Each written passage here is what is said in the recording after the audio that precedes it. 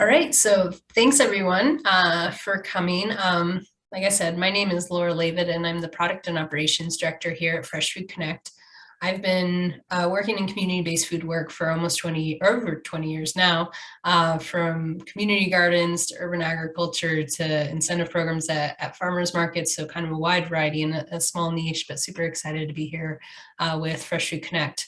On the call too, we have Naomi Hansen, who is our marketing director, and also Kayla Birdsong, who is our CEO. So, and this is our whole team. You're looking at all of us. So let's jump into what we're going to talk about. So we're going to give you a little bit of overview of the work that we do. How does it work? What's the value? And then we're hoping to spend most of the time just answering any questions that you all might have. And then we'll talk about some next steps. So what is Fresh Food Connect? Fresh Food Connect, at our core premise, we're a tech platform to be able to connect backyard and community gardeners to hunger relief organizations with a long-term vision of how are we ensuring that healthy produce is within reach for everyone in our community and grown by our own communities. And so we were started in 2016 as a pilot project between 3 organizations. And those 3 organizations came together to ask the question, if gardeners had an easy avenue to participate in hunger relief efforts, would they? And as you may or may not be surprised, the answer was resoundingly yes, and we've really just grown from there. And then as tech goes, needs to get updated. So we updated to a mobile app in 2020. And so the pilot project was started, and Fresh Food Connect was started here in Denver, which is where I am located. So you all work within hunger. I don't need to share or go down the path of what does hunger and food insecurity look like in our country. You all are very versed in that. And so as we were started, we were really looking at what's an untapped resource, both within reducing food waste and also increasing healthy food access, and really saw gardeners as that opportunity. So there's a lot of gardeners in the US. There's, they say about 1/3 of Americans garden. And so the idea of this is really just if engaging more community members that are growing food already in their community and asking them to share a portion of that.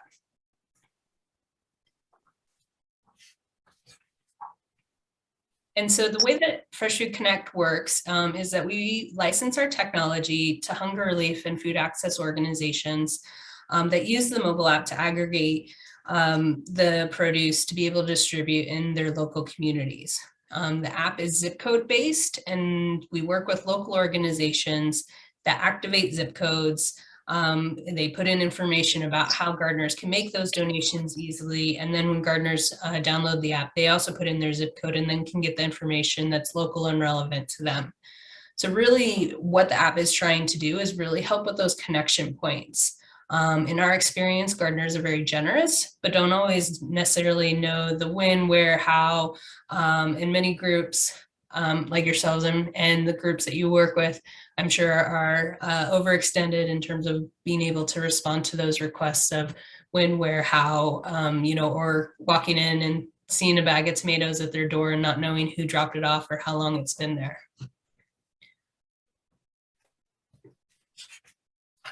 And so, how does it actually work?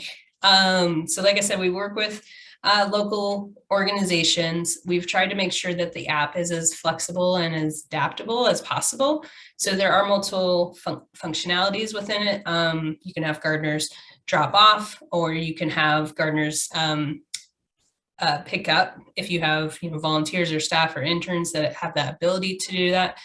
But the idea of this is really just small donations from hopefully a large number of gardeners that can aggregate to a meaningful amount.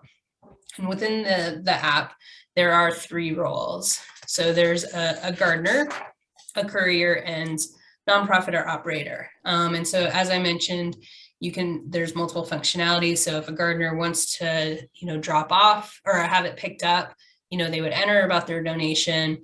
They would choose the times that you have all already pre-selected, and then they would leave it outside at the day that they requested that. And then the operator would then distribute it in their community in what ways make sense for them.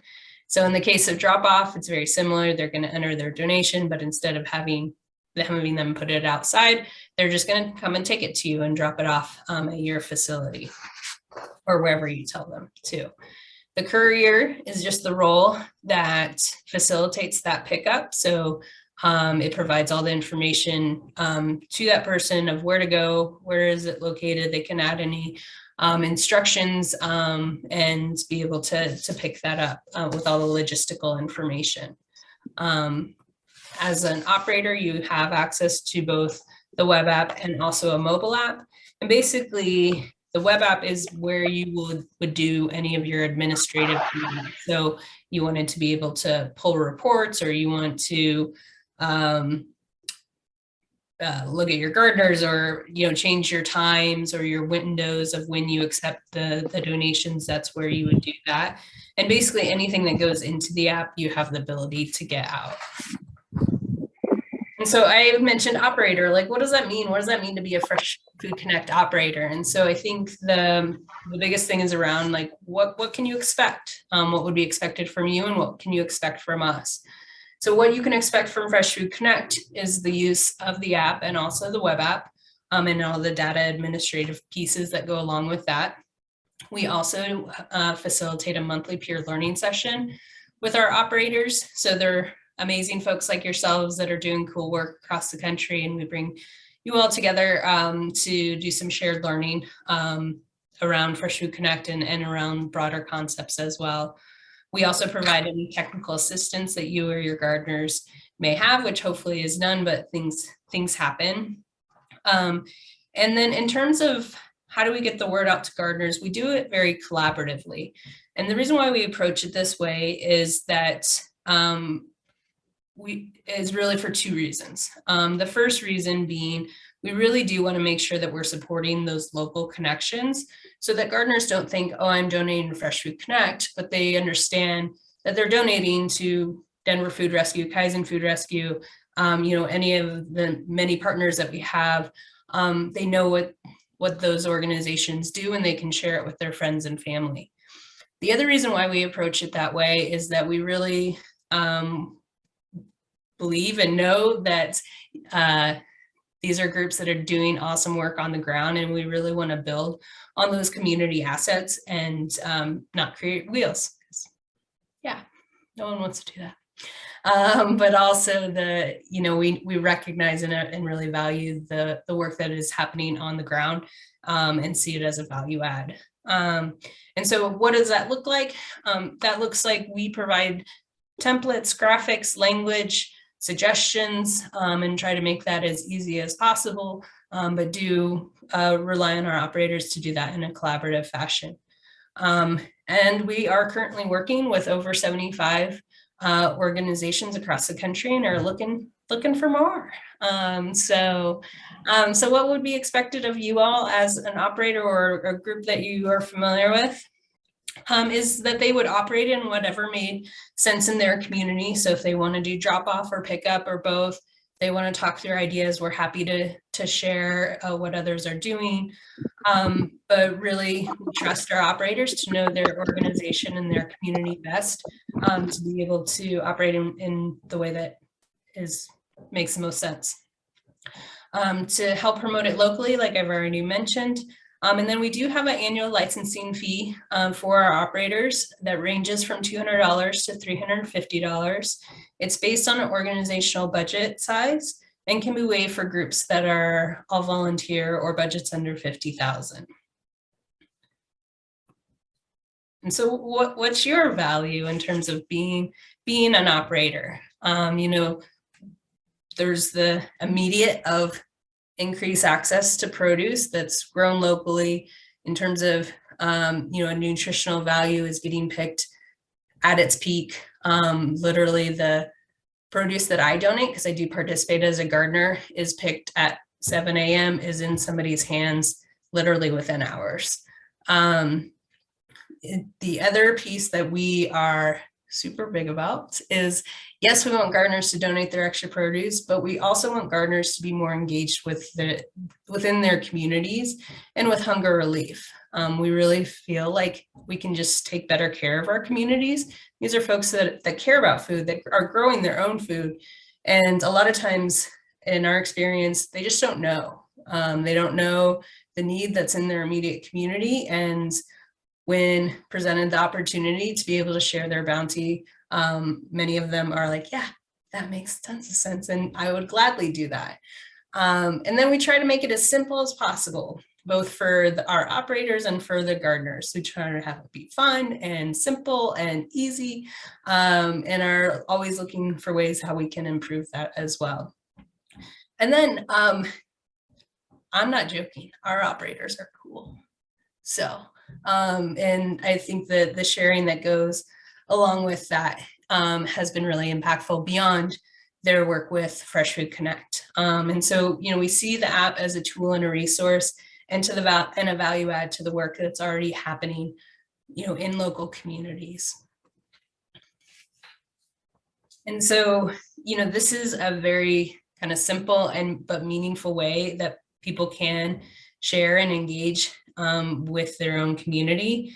And the way I like to think about it is, if every current gardener, not even any new gardeners, but every current gardener just planted one extra plant to share within their community, what impact that could have.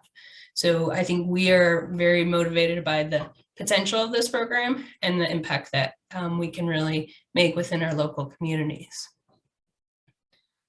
So,